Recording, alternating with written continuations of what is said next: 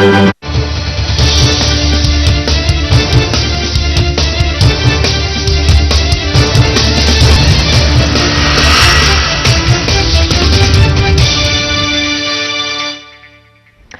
and a very warm welcome to this edition of Public Forum. In the show tonight, we'll talk about sustainable development. The United Nations General Assembly has adopted a set of 17 Sustainable Development Goals and 169 targets that represent an unprecedented opportunity to safeguard the interest of all life forms. The new goals are part of an agenda called Transforming Our World, the 2030 Sustainable Development Agenda. The non-binding goals succeed the 8 Millennium Development Goals adopted by world leaders 15 years ago on diverse development dimensions including poverty alleviation, gender equality, health and environmental sustainability. The new ambitious agenda that addresses issues from education to the environment is to be implemented over the next 15 years with a big push globally to win public support for the goals. We look at the relevance of each of these 17 sustainable goals and the challenges ahead in today's edition of Public Forum.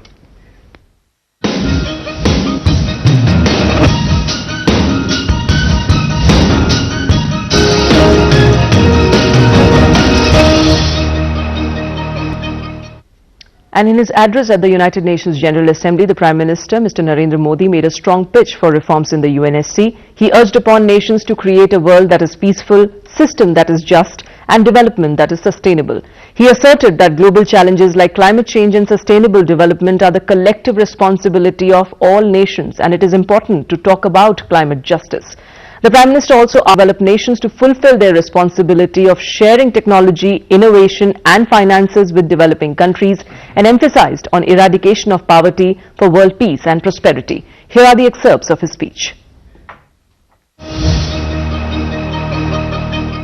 हम सबका साझा संकल्प है कि विश्व शांतिपूर्ण हो, व्यवस्था न्यायपूर्ण हो और विकास सस्टेनेबल हो, तो गरीबी के रहते यह कभी भी संभव नहीं होगा।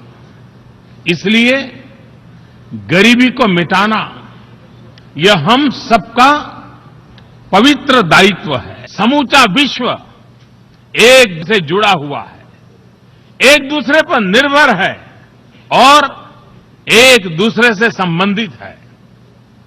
इसलिए हमारी अंतर्राष्ट्रीय साझेदारी को भी पूरी मानवता के कल्याण को अपने केंद्र में रखना होगा। सुरक्षा परिषद समेत संयुक्त राष्ट्र में भी सुधार अनिवार्य है। मैं आशा करता हूं कि विकसित देश डेवलपमेंट और क्लाइमेट चेंज के लिए अपनी वित्तीय प्रतिबद्धताओं को पूरा करेंगे, without in any way putting both under the same head. And we'll now look at the journey that these countries are now supposed to cover, the distance that these countries are now supposed to cover while achieving these sustainable development goals over the next 15 years. And to discuss more on this, I'm joined by Dr. Sanjay Vashish, Director, Climate Action Network, South Asia, Dr. Biswajit Dhar, Center for Economic Studies and Planning, JNU, Dr. Sudeep Singh Gadok, he is Director of Programs, Children, and Dr. Nagesh Kumar, Head UNESCAP South Asia. Welcome to the program. I'd like to start the discussion with you, Dr. Kumar, since this is the way forward after the MDGs, and the fact that it is not just limited to 8 numbers. Now it is broadened. It has broadened to about 17 more goals.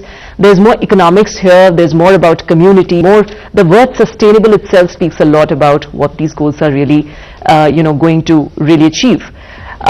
Looking back, what has been our experience with the MDGs? What would you say about, what can one say in fact about the road ahead for the SDGs? I think MDGs, was a very good agenda for year 2000.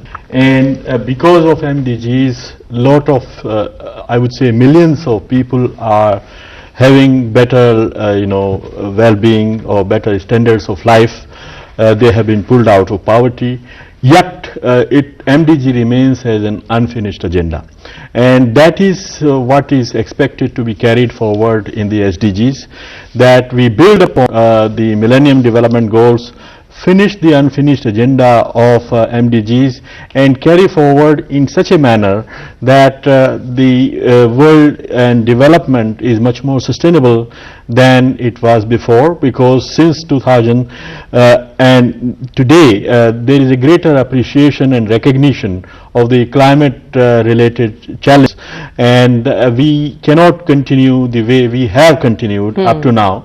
So development has to be more responsive to the environmental responsibility. The next generation, as Prime Minister himself said, has to be given a world better than we inherited. And if we do the development process in responsible manner, and also try to complete the agenda of MDGs, I think this is a last chance for the humanity to get rid of poverty and hunger from this planet, and the MDGs experience has shown that it is possible, because in the 15 years we have been able to bring down the poverty, and in another 15 years it should be possible to eliminate that. So I think that gives us confidence that it is possible, and one should be more ambitious than before, and a collective partnership that he emphasized, and that is also enshrined in the 17 goals, is the way forward. Okay.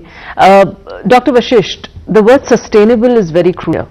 How do you look at the viability of this word, and is this going to really define the future of all these nations? In terms of sustainable development goals, and if I look at Millennium Development Goals, I think one very crucial aspect in sustainable development goal is that climate change as a threat has been recognized. Right. Goals, if achieved successfully, will certainly add resilience against growing climate threats, but will also solve problems, because it talks about energy for all. Now if we go for energy for all by sustainable energy means like renewable energy, we are certainly solving a problem while trying to protect the development gains we have made. So sustainable is very crucial, especially for future generations, and plus we also look at 2030 as a deadline. Right. To be achieved by 2030, monitorable by 169 indicators, and we hope to have a good climate deal in Paris. That plus SDG together can certainly have a climate resilient world, which we need now. Otherwise, I think normally I always remind everybody that it's not, we're not trying to protect Earth, we're trying to protect humanity on Earth. Earth will be there like other planets. Okay. Dr. Dhar, is the aim here to protect all life forms on this planet? What exactly can one read of the sustainable word in these goals now? Yeah, I think now we are really looking at the big picture in terms of just the climate change. That's one part of the story. There is a specific goal on looking at other life forms, on biodiversity, and because that's the other side of the story. And it's very important for us, because many of our countries in the developing world, we hold the Earth's bioresource. If the people in the climate change debate are talking about carbon sinks, we are the ones who are actually providing the carbon sinks, and often, very often, we have not recognized it. And of course, the developed world has not recognized it one bit, because they have been using this the resources. They've been free riding. You have the huge biotechnology industry. And some have been actually struggling with this aspect of putting this issue on the table, have now an opportunity to do that. So I think in a more holistic manner, we are putting this issue of sustainability. We are talking about sustainable lifestyles. I don't know whether this is going to be ever be sort of agreed to by the West, because there has been recognition all around that these countries are actually living beyond their means. And if other countries in the developing world have to make any progress, then there has to be a more equitable sharing of Earth's resources. So I think sustainability in all its facets, certainly in the way we talk about in the economics and the ecological sense, but also in the sense of how he talked about climate justice. Prime Minister talked about climate justice. So this whole issue of how to use Earth's resources in an equitable manner, that will resonate, and I think he made a very important point which will be taken forward. Right, but top priority for all these nations is going to be getting rid of poverty. And interestingly, since Dr. Gadok, your expertise is in the area of child health and child rights safety, one will certainly have to look at the journey that we have traveled through the MDGs too, because two crucial goals were around reducing child mortality and reducing maternal mortality. Of course, promoting gender equality and empowerment of women was already there, which even now in the SDGs you see that there is goal number 5 on gender equality. But what about the mortalities thing? Have we been able to, overcome those challenges? It's interesting that you asked that question, and before I answer, let me just say that we at Save the Children believe that this is a historic, once-in-a-lifetime opportunity for our generation to put humanity on the right track that is going to ensure well-being and development for all in an equitable manner. Speaking of the goals, I think if you compare the SDGs and MDGs, there are some significant differences, even though I agree with Dr. Kumar that kind of builds on the MDGs and the SDGs take the MDG vision forward. At the same time, there is a significant departure on many fronts. So on the front, for example, of fusion, while the MDGs were tailored to cater to a population just for the developing world, I think the significant departure is in terms of having the SDGs tailored in a manner that it applies to all nations. And either we do it all together or we don't.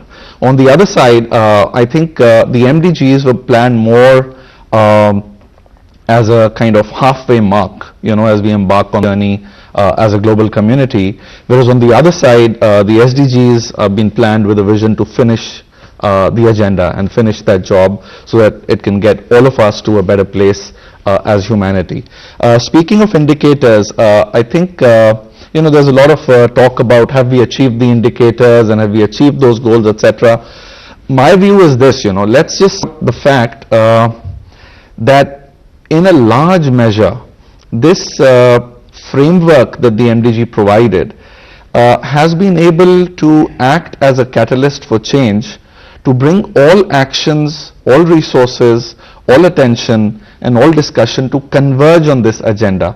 And therefore, having achieved them or not, of course it's great if we achieve the goals in their totality, but it is no secret that it has definitely helped advance the agenda towards achievement of these goals. Speaking more in terms of children, and we Save the Children work with children and mothers, I think you very rightly mentioned, several of the goals are tailored around interventions related to children and mothers. I think India has made tremendous progress in that direction. If you look at the entire RMNCH+A strategy that the Ministry of Health and Family Welfare has implemented across the country, if you look at setting the denominator right in terms of the 184 districts that have been prioritized by the ministry for action, which show some of the lowest indicators. If you look at of the India Newborn Action Plan, guidelines around some of the more technical aspects of maternal and child health, such as kangaroo mother care, or if you look at cord care or use of gentamicin by frontline health workers, I think a significant progress has been made. Have we met the exact number? We're very close to it, let me just say that, and there's still 3 months for the year to come to an end. We are showing an incrementally higher rate of reaching towards that target. The government's new initiative in terms of Mission Indradhanush, now providing vaccination in terms of catch-up for children who are left out, also aims to bridge that gap, and it's our hope that we will continue to close that gap in a very, very significant manner. This is very interesting. I'd like to ask you here, since it has been said that this is not about setting a time frame to achieve certain set of goals, but it is at the same time there has to be monitoring which has to be done, proper data collection has to be done accordingly, and I'm sure some sort of accountabilities will have to be fixed. On those counts, do you see that much work is now required by these nations? Absolutely. I think, we've all recognized, in the run-up to the SDGs, that there are huge gaps in terms of, data. We do not have proper comparable data across countries.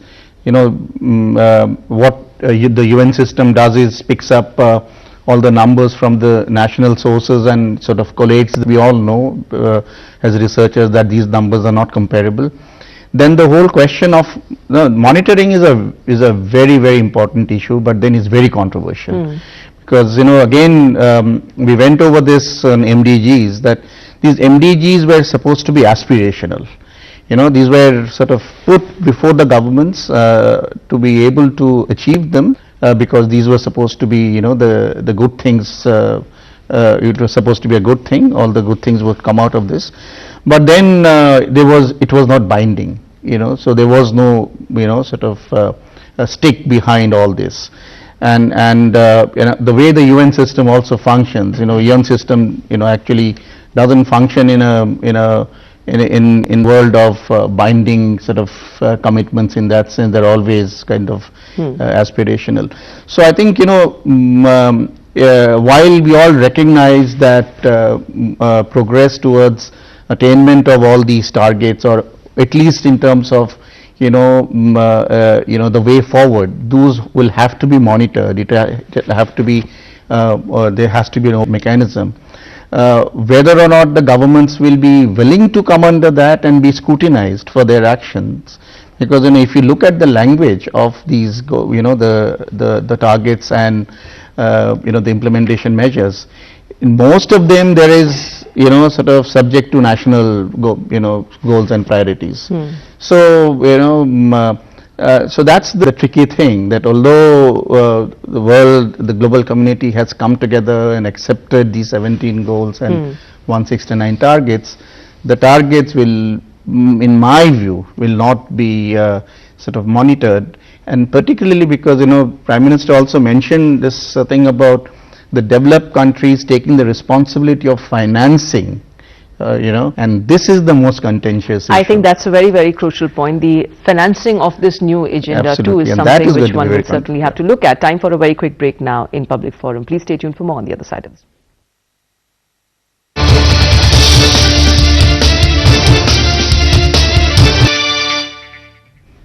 Welcome back. In Public Forum today we are talking about the Sustainable Development Goals.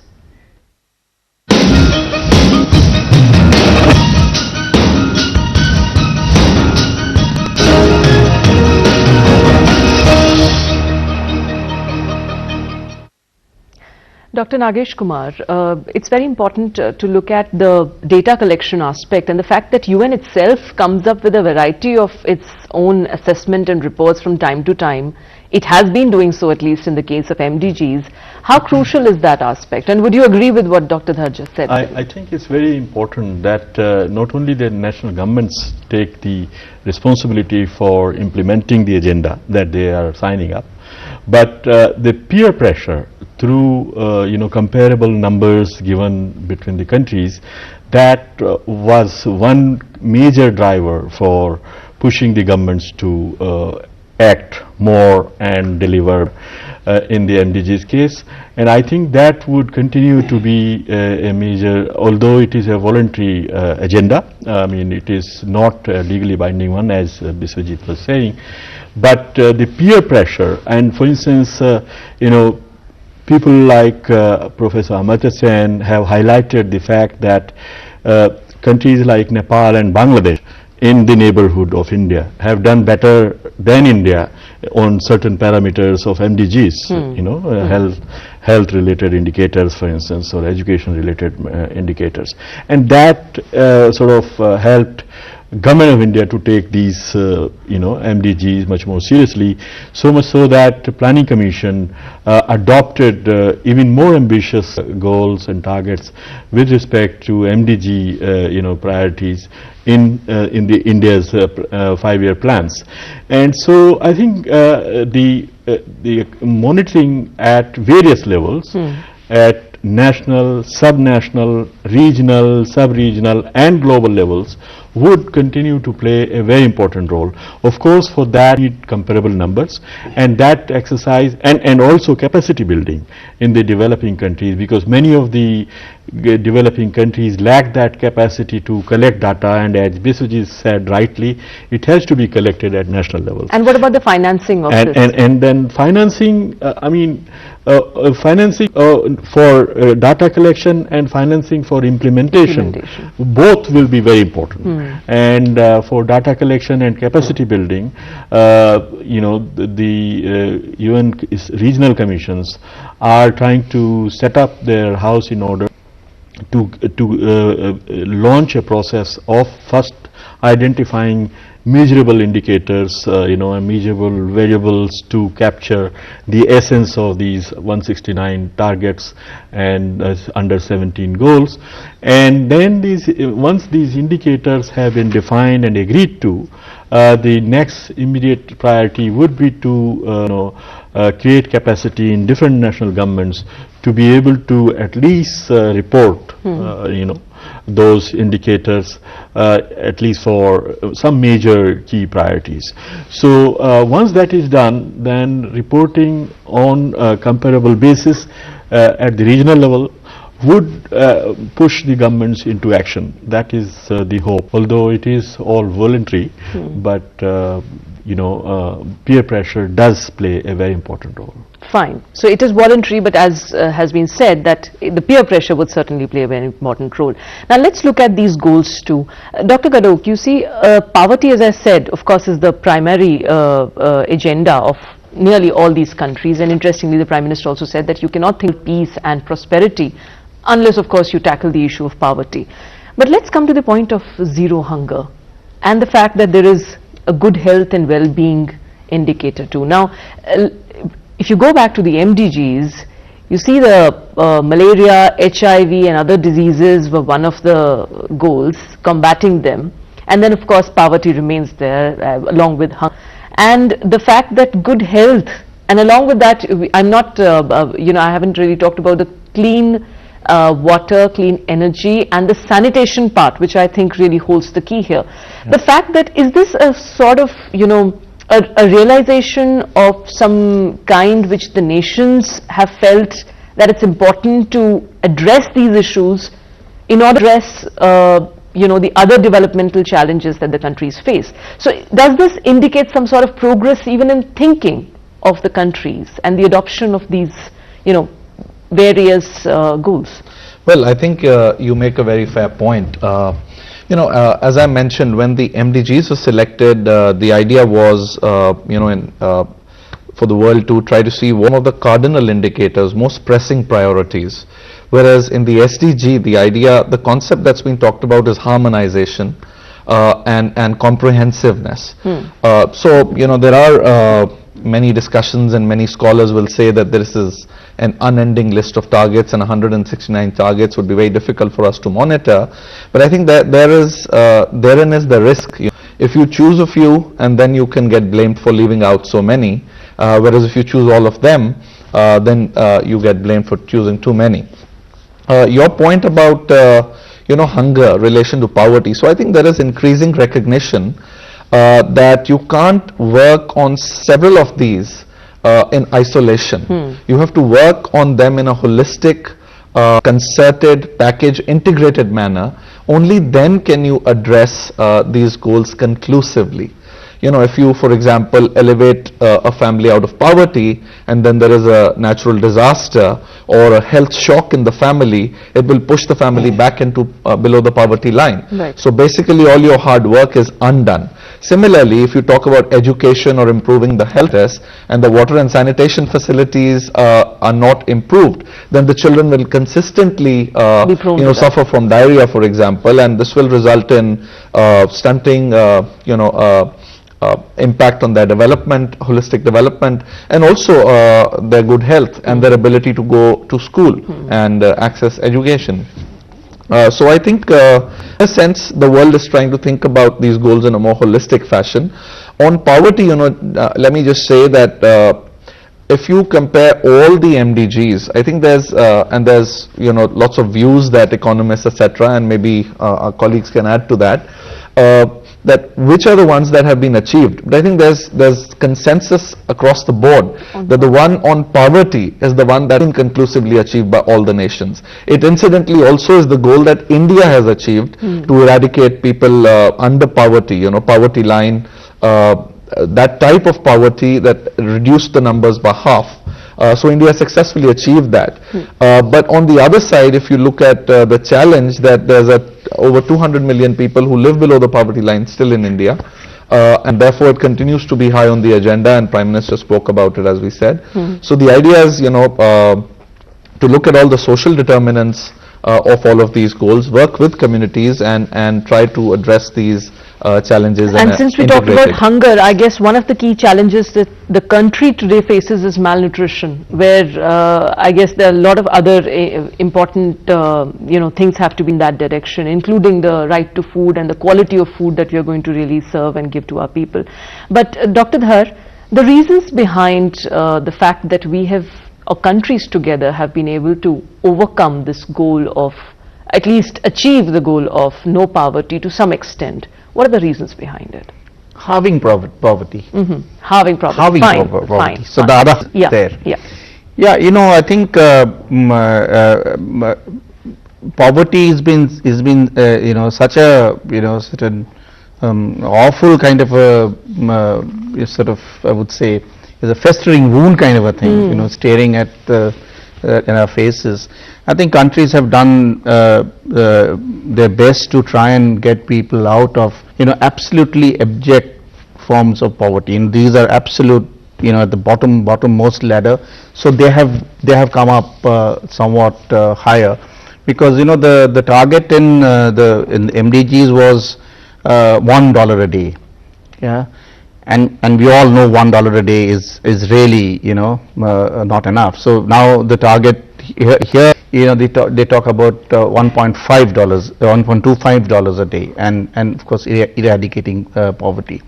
Now I think that while countries have done their utmost to reach this level, the next step is going to be really the critical step, because here we are talking about eradicating these worst forms of poverty, and there are sort of major issues, major bottlenecks in terms of institutions and capacities, and that's where the question that Mr.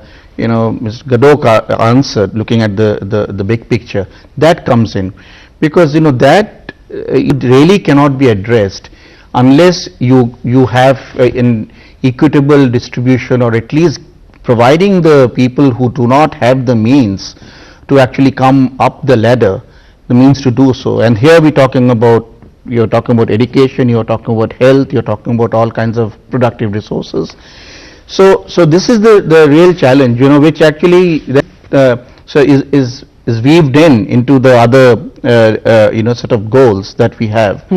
And again we know that today many of these issues that we are talking about cannot be addressed in isolation. India can't solve it by itself. So there is an international sort of economic regime.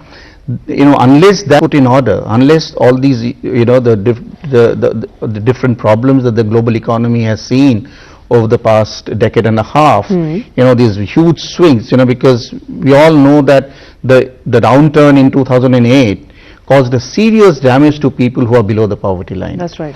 So you have to get the global economy on some kind, of a smooth track, get all those elements who create these destabilization effects to really be, looked at in a more, in a proper manner to rein them in.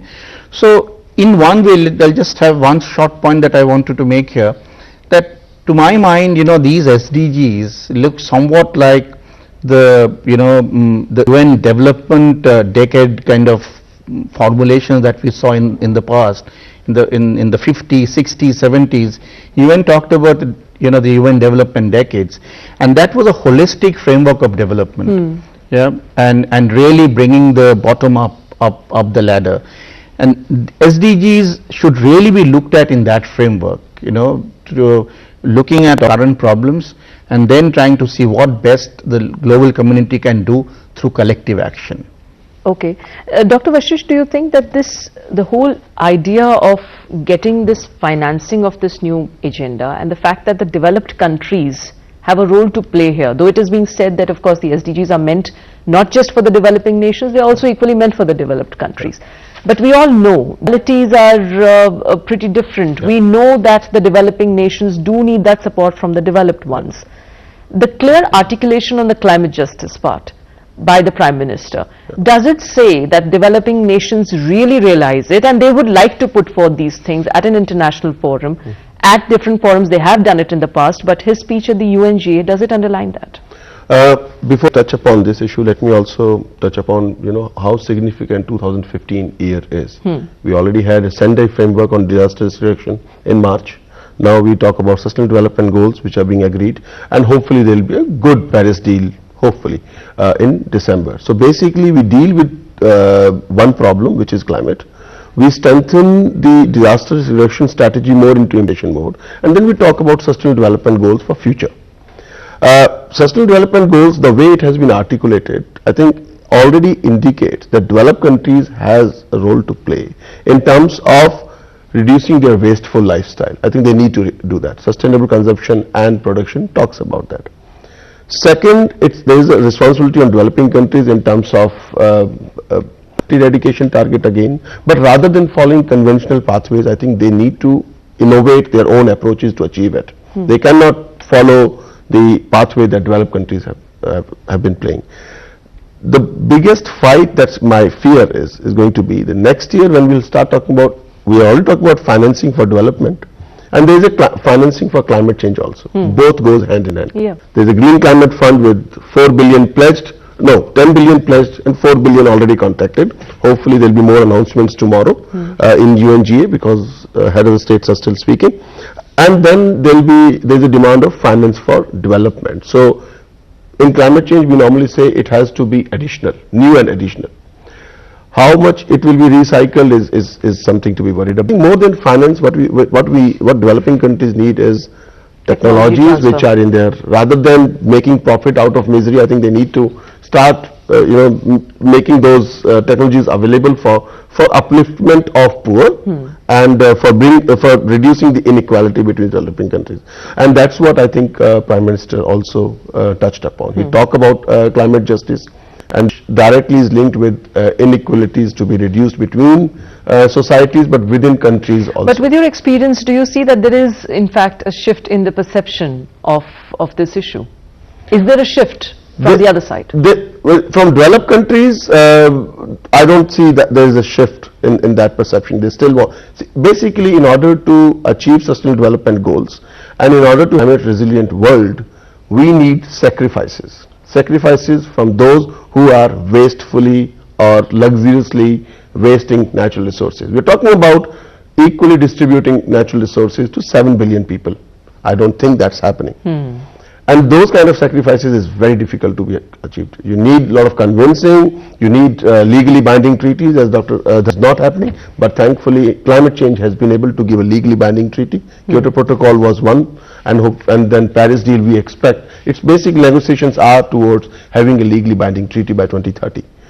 So that, and plus all countries will have a role to play, and But then I think our Prime Minister also touched upon common but differentiated responsibilities. Fine, So and all that, countries that have I think really holds the key here. Dr. Kumar, do you think that's going to be one of the things to really watch out for? Common but differentiated Absolutely. I think this has been a major plank of developing countries to sort of emphasize on common but differentiated responsibility. Every country has to do its bit, but the developed countries, because they are responsible for the major emissions up to now, they should take the greater responsibility, and that especially, as Sanjay said, more than finance, the technology. I think technology needs to be provided on fair terms, and that is actually how it is written in the SDGs.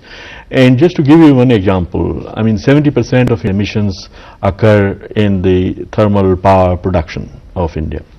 Now, if India is not provided the clean coal technology, the environmentally sensitive technologies that can bring down these emissions very dramatically, how on earth India can achieve the targets and goals with respect to addressing the climate change, or emissions. And so it has set for itself some ambitious target of solar energy. Absolutely, but they will still be providing for a very small proportion of total energy requirements. Thermal energy will continue to provide the bulk of India's energy requirements, and there we need technology that is available but needs to be provided at fair terms, so that India can implement those technologies and bring down these emissions. So I think efficiency improvements for energy utilization, the move towards renewables that India is trying to do, and bringing down the emission levels using new technology in the conventional power generation. These are the these have to be done together in a complementary manner, and that is only way to bring down the emissions and meet the climate change. Okay, Dr. Vashish, you want to say something, but I have to take a very quick break. Maybe after the break, I'll allow you to speak. Time for a very quick break now in Public Forum. Please stay tuned for more on the other side of this break.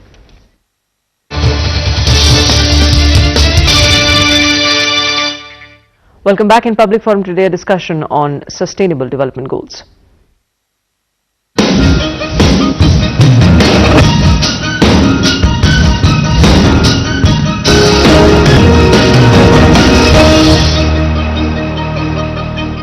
Okay, before talking about other goals, Dr. Vashisht. Yeah, I just wanted to comment on clean coal. I'm a bit skeptical about clean coal, but I think let's also recognize India has moved tremendously in terms of its aspirations on how to access energy. I mean, from coal to be the basis for next 50 years, we are at least talking about how to reduce coal but increase the energy that we can extract from by burning coal. Then we are also talking about 175 gigawatt by 2022. Hopefully by 2030 we may have some more targets. We did an assessment as Climate Action Network South Asia that fair share of India is very less. It's around 42 energy intensity reduction target, and that gives an opportunity on India to commit much more in terms of conditional, that this is what we can do if technology and finance is. This is very much related to our discussions we had on finance for climate change and for development also, and I think by that we can certainly achieve many sustainable development goals which will be shared for India also. Okay, Dr. Dhar, the first target as we something about poverty, is it closely linked with the other ones where you see decent work and economic growth, the one on industry, innovation, infrastructure, reduced inequalities, having sustainable cities and communities, and responsible consumption and production? Yeah, as I was saying that, you start with this, as I said, the festering called poverty, and then you try and address it through kind of, looking at a more holistic approach. So you cannot end poverty unless you have people who have education and who are able-bodied. You cannot end poverty unless they have decent jobs. So you have to look at the labor market, and ILO has been speaking about it for a very long time. And then other issues like the sustainable human about human settlements. and sustainable cities. Now, I think, the sustainable cities issue also links up to one other issue that has been mentioned here very importantly, agriculture. Yeah. The MDGs, we just talked about hunger, we did not talk about agriculture. And as we know that a very large number of countries in the developing world still depend on agriculture. They're essentially agrarian economies from the point of view of the people dependent on this. So, you focus on, so you cannot have sustainable cities unless you look at rural areas. So, if you make the rural areas sustainable, the cities can be sustainable. Right. Yeah. So I would say that, these are, there's very interesting sort of jigsaw and one fits into the other in a very nice manner. That's right. I think we're coming back to the same point that you don't have to look at them individually. No, you don't. have to look at them very exactly, and you should not, at least in this framework. And again, I wanted to also mention here the politics of the MDGs. The MDGs actually was an agenda which was developed by the OECD countries, the donor community. And that's why it related only to the developing world. So it was an extension of the development assistance model. In the sustainable development goals, we are all looking at, the global development and sort of it's a kind of a cohabitation model where, you cannot have the developed world motoring along, using all the resources, having lifestyles which are completely unsustainable, and yet talk about development of the developing countries. So I think, if you start from these little bricks, build it up, and then you look at the larger picture, and then, as I said, the global governance issues. Prime Minister talked about UN Security Council. There is a very important element here on the other multilateral institutions where the developing countries like IMF and World Bank, where the developing countries have been, they're forcing their way in, and I'm sure he's going to raise these issues, the Prime Minister is going to raise this issue at the forum.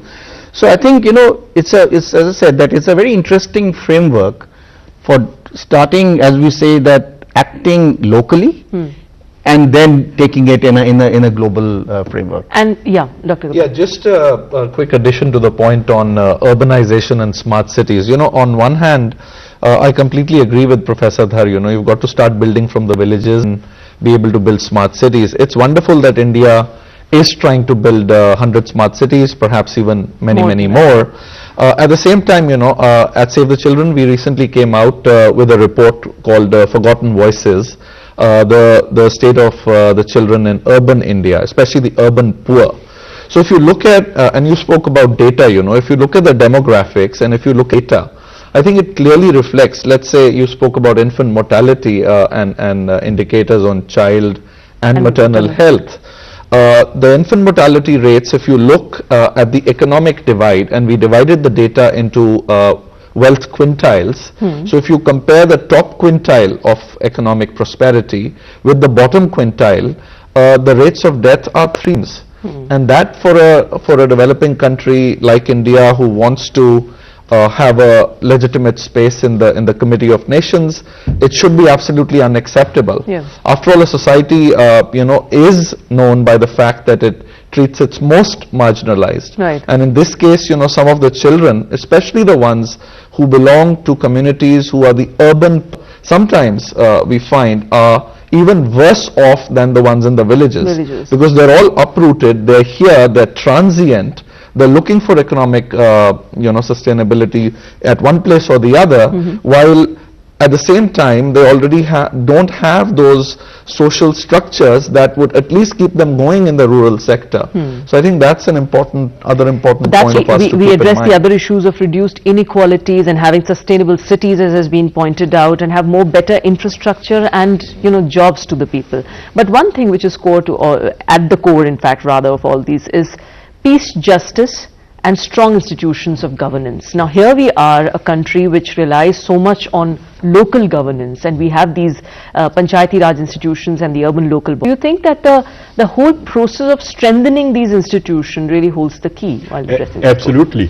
And I think just adding to what had just been said, the interdependencies or linkages between these goals is something very interesting part of the SDGs framework, bringing governance issues and also the governance, not only just local and subnational governance.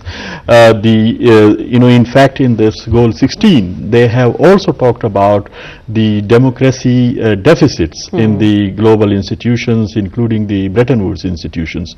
But I want to go back to the point you earlier asked about the poverty and growth relationships.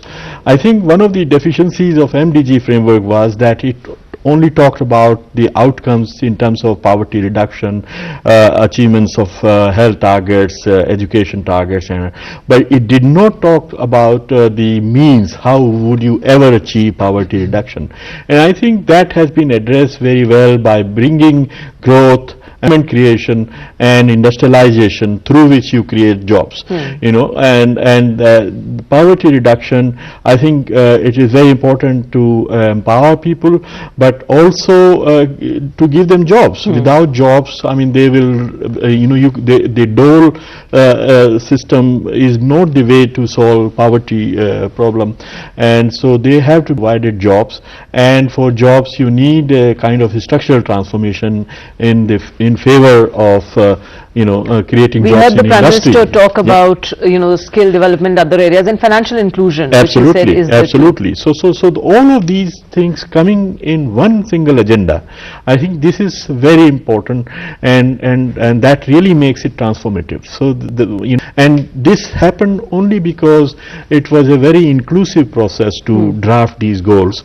That consultations at national level, sub-regional, regional levels, and global levels happened. But at the end of the day, Dr. Kumar, do you think that it's all about, as you said, it's all about your voluntary movement, your voluntary steps in these directions, and that is the countries there, in that case, the ones especially who lack in terms of resources and who do not really have the drive, or maybe going through some sort of a transformation politically or other ways, will certainly lag behind. Well, this is where the global partnership issue comes, and I think having signed on this agenda, the governments of the world, including the developed countries, take the responsibility to assist these the countries which lag behind, and in UN parlance we call them countries with special needs. So the least developed countries, landlocked countries, and small island development states, they need to be assisted with capacity building. In fact, under goal 17 they also included a category of capacity building. So besides finance, technology, and statistics and monitoring, there is a section on capacity building. So they need to be assisted, and the global community, which includes besides developed countries, the global development institutions, including the World Bank and regional development banks, that they have to step up their act, and only then it would be really achievable by the poorer countries. Okay, Dr. Gadok, keeping in mind the challenges that India faces, how do you look at India's own commitments and its own steps now to achieve these SDGs? Well, I think given the scale, size, the diversity, sheer diversity on all the multiple parameters that India has, this is indeed a very tall order and a tall task that we have to undertake. As we were speaking about poverty, we have successfully halved the number of people, who live in abject poverty. At the same time, India is the country where 1/3 of the world's poor live. On the other side, India is also the country where 1/3 of the undernourished children in the world live. True. Sometimes there's an argument, that the sheer size of the population in India is so large and therefore these numbers are large. However, we have to look at it in comparison.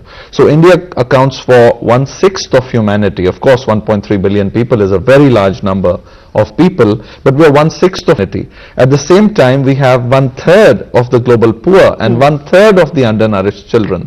So this is an important distinction, that our contribution to these is twice that should be if we were to equitably distribute this. Okay. So I think the key challenge for India, and I think we're very hopeful that the government is taking some steps in this direction, would be to set a clear political will and the mandate of the entire political as well as bureaucratic machinery behind achieving these goals. That's one. Two, I think it would be very important for the government to allocate adequate financial resources.